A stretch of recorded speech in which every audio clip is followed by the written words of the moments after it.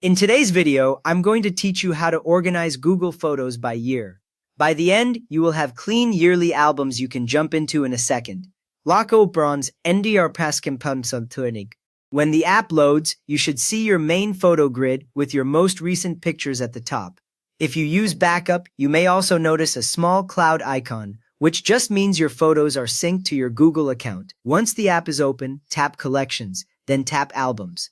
The top of this screen usually shows a row of suggested or recent albums, and below that, a grid of all your existing albums. If you already have some albums here, do not worry, we are just adding more. Nothing gets deleted. Now, tap New Album.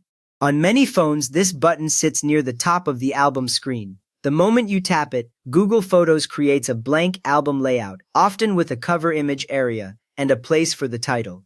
Name it with the year, for example 2026. Type only the year so it stays easy to scan later. Once you finish typing the name, look below and you will see the option to add photos to this new albums. Tap Select Photos. The screen now switches back to your photo grid, but you are in selection mode. You can tell because tapping a photo adds a small check mark instead of opening it. At the top, you will also see the album name you are filling. Use the date timeline to find photos from that year. On most phones, there is a scroll bar along the right edge that shows months and years as you drag. Slide your finger until you reach the year you just named. A tiny label with the month and year helps you confirm you are in the right spot. Select the photos you want. Tap each photo from that year, and you will see the check marks build up. You can zoom out with a pinch to see more photos at once, which is handy for years with many shots. If you tap a wrong photo, just tap it again to remove the check mark. When you have the photos for that year selected, tap Add or Done. You will jump back into the album view, and now all those photos appear inside your New Year album. You can swipe through them here without leaving the album.